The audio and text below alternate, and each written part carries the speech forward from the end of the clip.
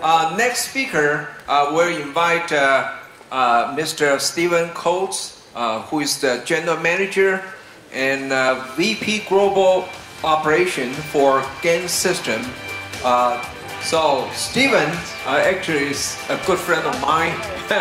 We have been working in this committee for many years. He also made a lot of contribution to our committee as well. So he has been well, quite a long executive position in the past. I probably would just stop it reading all those paragraphs. So his title will be GaN Accelerating the E-Mobility. Oh, let's welcome Stephen. So thank you, Barry.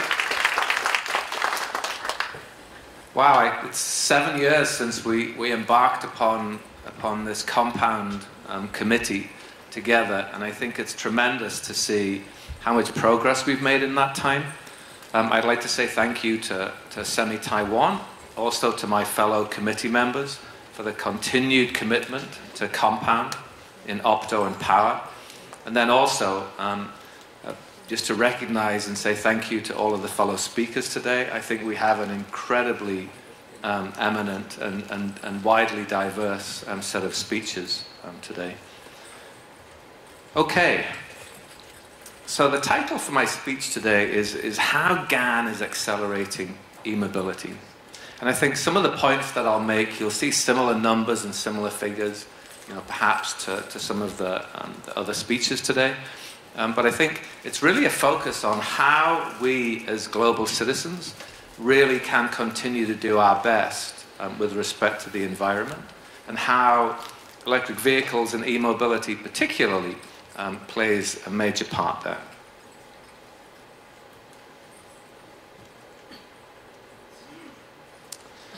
So in the past decade, we've seen average global greenhouse emissions rise to their highest levels in our history.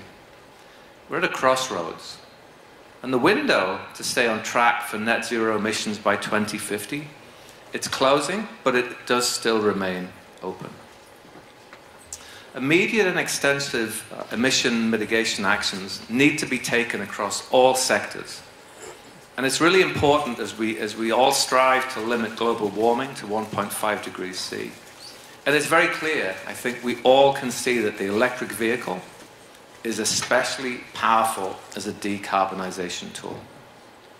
So I'll explain how and why GaN power semiconductors accelerate the next generation of electric vehicles in my speech today. So as motorized transport remains dependent on the internal combustion engine, we've really got to accelerate road transportation electrification to absolutely the best of our abilities. Global emissions from transport sector grew at an average annual rate of 1.7% over the last 32 years. And that's faster than any other segment other than industry, which is about on a par with automotive. So to get back on track with net zero emissions by 2050, we've really got to drive CO2 emission reduction to fall by more than 3% per year by 2030. So these are big undertakings that we all have to consider. The exponential growth of EV sales is, I think, a silver lining here on the path to net zero. Global EV sales exceeded 10 million units in 2022. I think a major milestone figure. The share of EV sales has more than tripled in the past 3 years. So 4% in 2020 to 1.2% in 2022. So we see continued driving there. And we've seen the momentum of EV sales. We expect them to continue to grow globally. We look at it for this year. We expect that sales will have reached 14 million by the end of 2023. So by 2026, the the annual sales of EV will account for about 30% of total new car sales. So that says that by 2026, we'll have over 100 million units on the road. So in Taiwan, we took a look at the numbers here in Taiwan. Taiwan's probably a little bit ahead of the rest of the world. We're at about 20.3% of total new car sales in 2022. That was 31% up. So we'll see an EV share in Taiwan, I think, reach 30% by 2023. So again, Taiwan's maybe a little ahead of the rest of the world. So electrification is spreading across all segments. So light commercial EV sales are set to rise quickly. This is really due to the attractive economics. More models becoming available, growing fleet commitments, and of course, local, city, governmental policies. The economics of the heavy truck EV will improve rapidly throughout the 2020s, so through to the end of the decade. And we expect them to become as cheap as diesel equivalents, even for long-haul applications. Municipal buses also electrifying quickly.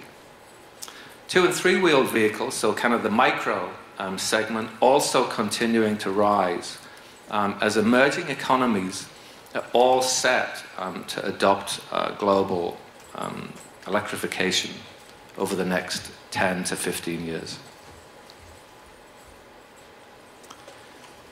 We do need to accelerate the transition in the road transport sector. So despite robust EV adoption, less than 50% of the global passenger vehicle fleet will be electric by 2040. So again, to get back on track with the IEA net zero scenario, EV sales really need to reach about 65% of total sales by 2030. So again, these are pretty substantial reaches for us. A growing global EV fleet has already been contributing to CO2 reduction. EVs avoiding about 150 metric tons of CO2 per year. The avoided emissions were up about 20% in 2022 from 2020, but still, as we said earlier, a long way to go. Avoided emissions estimated for 2022 are only about 2.4% of all road transport emissions. So we need more clean vehicles to make their way into fleets to help drive down emissions more steeply. And I think we're all very familiar with, if we think back to the COVID times, I think we saw, very clear evidence that by reducing the reliance upon some of the manufacturing through that time, we saw clear improvements being made. So again, I think these kinds of differences make very significant CO2 emission reduction contribution. So to further accelerate EV adoption, we need to overcome 4 challenges. So EV charging, this is an area that's really about charging efficiency. EV performance, really EV range. Affordability, and then of course EV availability. And power semiconductors really play a pivotal role in the next generation EVs with respect to efficiency, driving range, and cost effectiveness.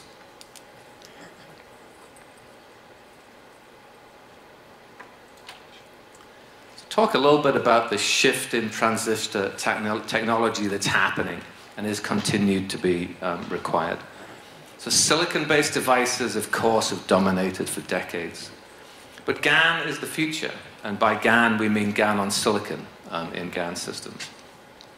So power semiconductors hold a unique value proposition in realizing compact size, lightweight, high efficiency that's really demanded for these next generation of high-performance electric vehicles. And GaN's got a long way to go, as you can see in the chart on the right there. While silicon is at its theoretical limit today, in gallium nitride, we've got a long way to go. We've got 3 orders of magnitude of performance increases to get to that theoretical limit. So GaN's here and now. I think we're all familiar with GaN chargers. And while the GaN charger and the adapter does remain the main driver today for power GaN, Yole's indicated in its most recent announcements that automotive and data communications are 2 tremendously important drivers and adopters. So the power GaN device market is expected to grow by over 2 billion, to be over 2 billion in 2028. That's a 49% CAGR. And especially in automotive, with GaN now being adopted in the powertrain, it's no longer a question of if. We can see there's a leap in GaN automotive market value. We see tier 1s closely collaborating with the device suppliers, and we've been collaborating them for nearly a decade. So a cumulative market potential of GaN in the power management application is over $6 billion US dollars. So we align very strongly with Yole's prediction. We believe that GaN power semiconductors hold huge potential for the EV powertrain, but not only in the powertrain. We can think about the traction inverter, the DC to DC converter, and of course the onboard charger.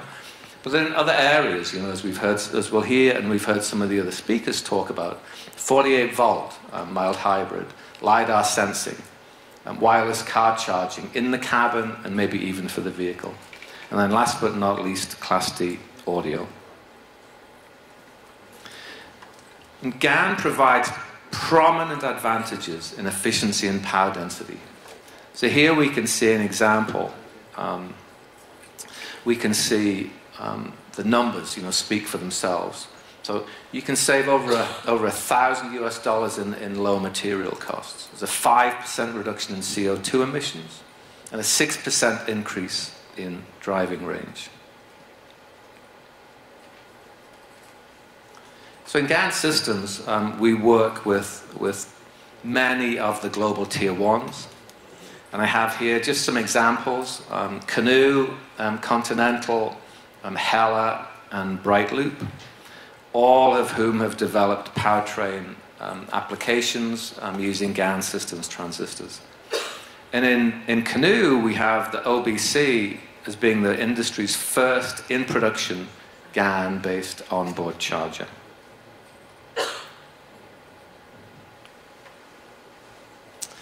Vitesco, a couple of years ago, also underlined their continued commitment and GaN systems. They chose GaN systems for automotive-grade solutions for their next generation EV powertrain. And again, you can kind of read the quotes here, but the message, that you're hearing is that this really underlines Vitesco and others' continued commitment to gallium nitride in the powertrain. So GaN in EV is actually not new. Back in 2019, Toyota, University of Nagoya, announced an all-GaN vehicle using GaN systems power transistors in the traction inverter, the onboard charger, and the DC to DC converter. And you can see an example over here on the right of a GaN-based inverter versus a silicon-based inverter, where in the same form factor, 1.7 times better power density, and it delivered an 8% reduction in the bill of materials. Vitesco's latest generation of DC to DC converters use GaN systems 650-volt transistors to help meet the size and weight requirements to operate in both 400 and 800-volt battery architectures. And GaN systems transistors really help to minimize losses. You can see here in the chart down below, you can see here that as the switching frequencies increase, we can achieve an outstanding power density of over 4.5 kilowatts per liter, and an overall system efficiency improvement of up to 2%. So these are really important numbers as we think about making the improvements we talked about needing earlier. Earlier this year, we announced a revolutionary GaN-based 11 kilowatt, 800 volt onboard charger reference design. And it helps to deliver a 36% higher power density and up to 15% lower bill of material costs compared to silicon carbide as used in the onboard charger. So as we have a continued and rising awareness of climate change, it's not only it's not only the car, but it's also thinking about the micro-mobility sectors. So here you see an example of a need for more efficient and flexible transportation in dense urban areas. So here what we're looking at is, and again, it's driven by government policies and really a continued growth of micro-mobility. So in e-bikes, e-scooters, and e-mopeds. So powered micro-mobility devices benefit from designs that deliver excellent efficiency, best-in-class power density, smaller and lighter physical designs, and then better cost efficiency. And GaN's well positioned here. So in GaN systems, we partnered with a company called FTEX to design a GaN-based motor drive that can increase the range of e-scooters by more than 15% with more compact and cooler design systems. And it's not only there, even in the e-bike. You know, here you can see an example of GaN being used in the e-bike motor drive. And while at a switching frequency of 100 kilohertz versus 20, the efficiency in the inverter is on par. Because there's substantial improvement in the efficiency of the motor, the total system efficiency increases by more than 6%. So that's a substantial jump as we help to deliver better efficiency. And there is also a net increase there in torque improvement too. So the GaN value proposition, I think, has been validated, by many of our customers today, and really across many industries, and really across all market segments. Those being consumer, data center, industrial, solar, and of course, automotive.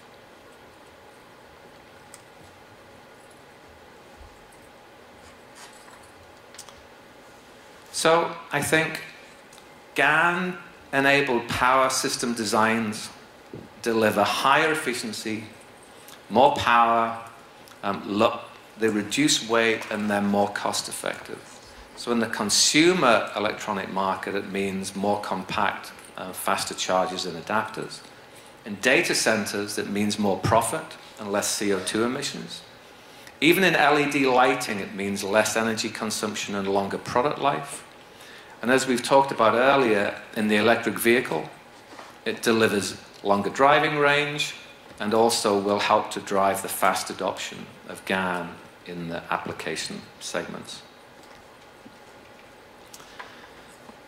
So with an extensive power transistor portfolio, including automotive-grade transistors, exceeding JEDEC and ACQ101, we're really delivering the performance requirements that all of our customers require in automotive, industrial, high reliability, as well as those consumer and datacom segments. And in GaN systems, we'll continue to work closely with our customers to help to simplify the design cycles and shorten those times to market. So with that, I'd like to close and open up to questions, please.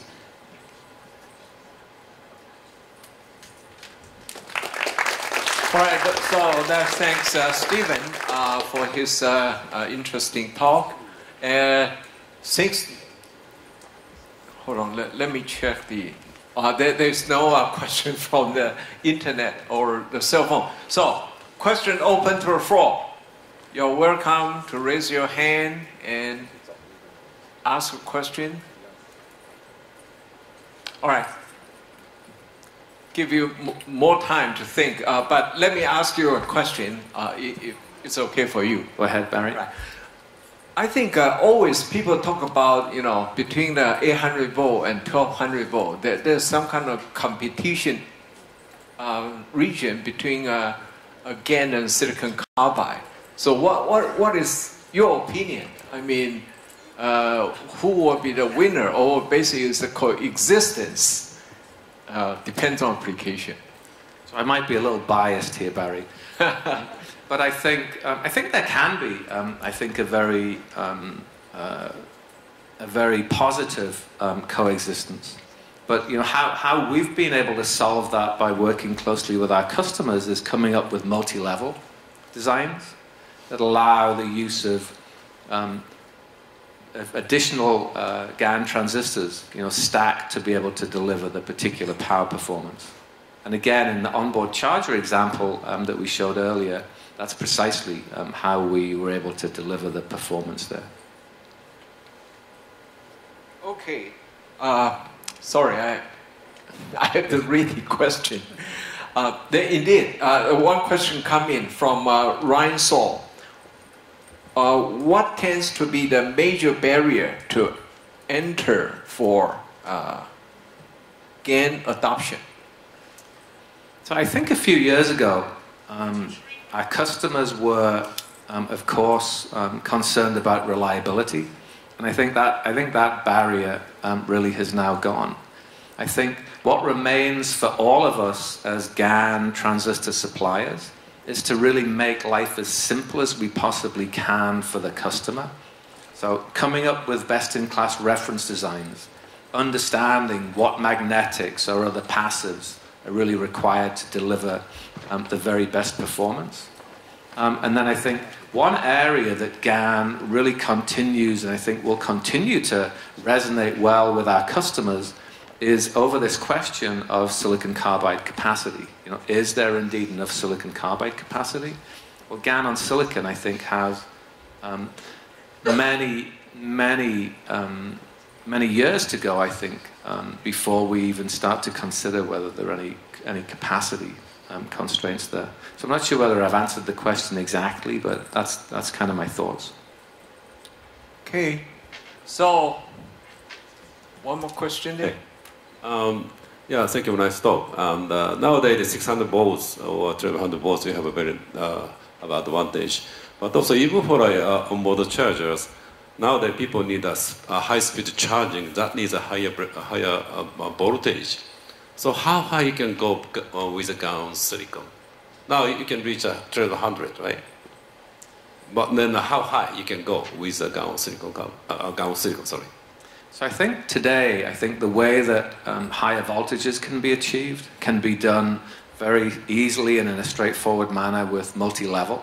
So really what that means is effectively using GaN transistors in a stacked way.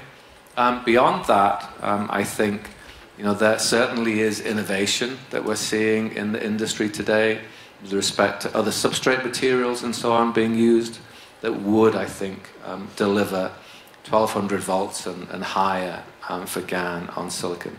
But I think it's about understanding the application and the needs for the application, and again, making sure that it's simple and straightforward to deliver the design and the application for the customer. Thank you. All right.